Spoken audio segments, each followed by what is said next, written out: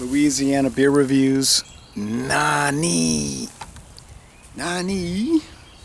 Japanese style rice lager, Jester King Brewing of Austin, Texas. So this is in Louisiana, well, limited. I bought this at the Red, White, and Brew, Hammond, Louisiana, United States Highway 190 westbound. Japanese style rice lager, 4.8% alcohol, brewed and canned by Jester King Brewery in Austin, Texas. I saw that there were 2 video reviews from Darwin's Beer Reviews, and he's in Florida these days, so I know it goes out to Florida, unless somebody sent it to him. I didn't watch the videos yet. But it's a paper label on a clear cylindrical can. It's got some different artwork, which is strange, but kind of reminds me of this 1979 Japanese comic book that I have. It's got a born on date, time, place, and people. It doesn't say people, just the packaging date. Anyway, never tried this before. Rice lager. We get some of these in the United States, one of which is in the top 5 in sales in the US, a rice adjunct lager. So anyway,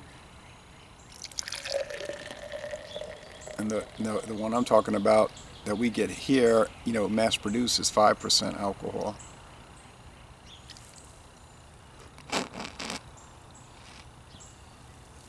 They don't even have this listed on their website. It gets a 73 on Untappd, which would be like an 83 on Beer Advocate.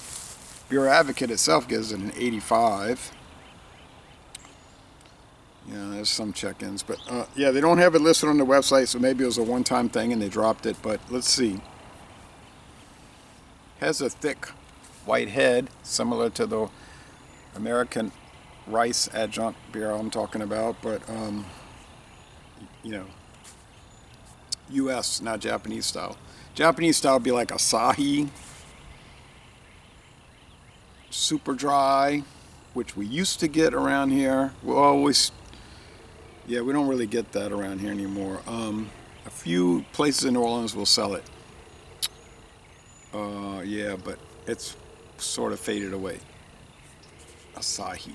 And we used to get Asahi Black and Asahi Amber, actually, back 10, 12 years ago, 15 years ago. All right, so this is quite hazy on this hazy day. Sun's way up there, 85-degree angle, but it's so hazy and overcast that the sun won't play a factor here. Just have to give some overall lighting, daylight. So there's a lot of suspended sediment throughout. Some big chunks I see falling down. Other ones just suspended with some bubbles. It's yellow gold. Maybe it'll remind me of sake. All right.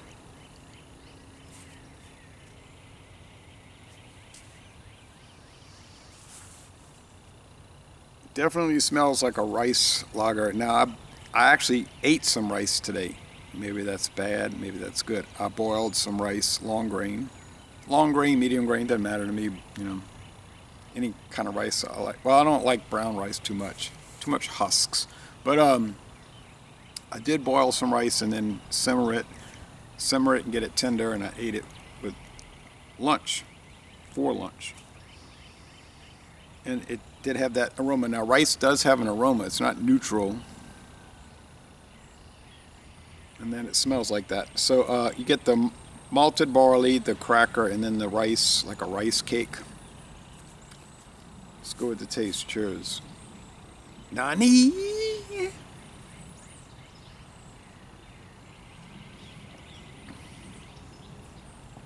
Maybe that means something in Japanese. Nani might mean rice lager. Bitterness, yes. Not profound, but it's there to make a presence. Seems like about 18 to 20 bitterness units.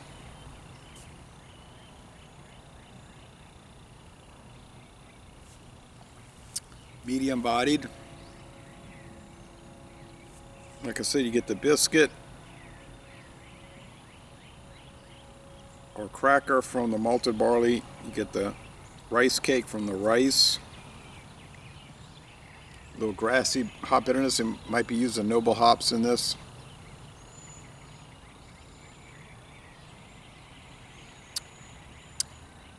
Crisp finish. Well, all right. These craft beers,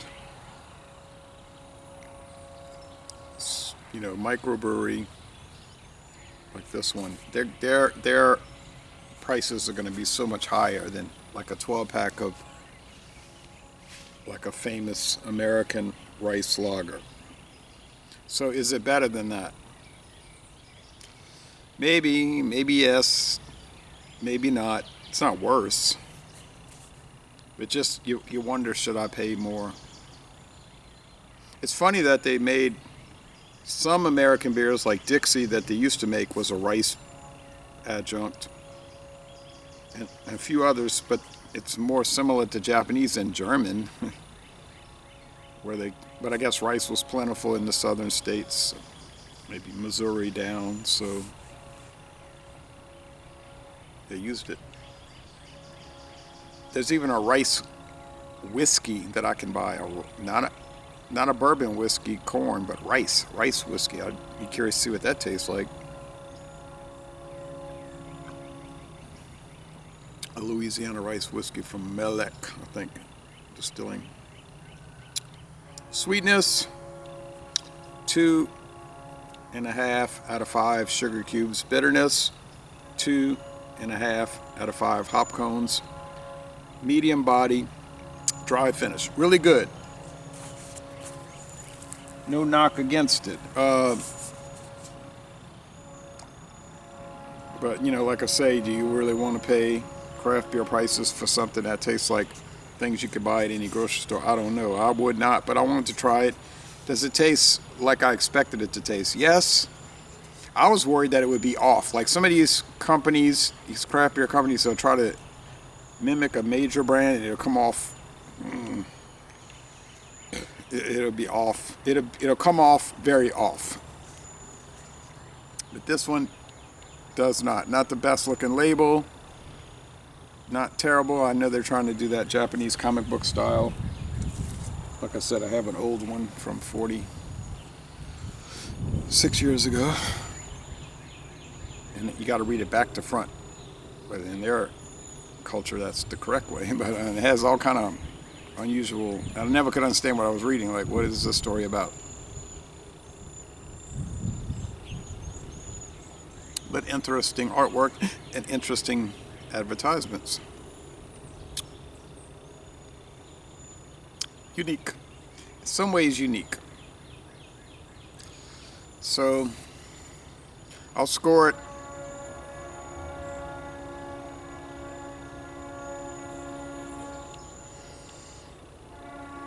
for what it is, a rice lager, and what it's meant to be. Okay, so they did a great job. Go with 9.4 out of 10. A most excellent rice lager. With the American rice lagers I'm talking about, well, I can't do Dixie anymore unless they resurrect it because of their new ownership from 2019 that totally botched and mismanaged the company and the brand. But yeah, those would probably score just as high. They're very enjoyable, including the mass-produced one. Here comes Kansas City Southern, northwest bound, going from New Orleans to Kansas City, charging through faster than they're supposed to go through town, but you can hear how fast they're flying. Listen.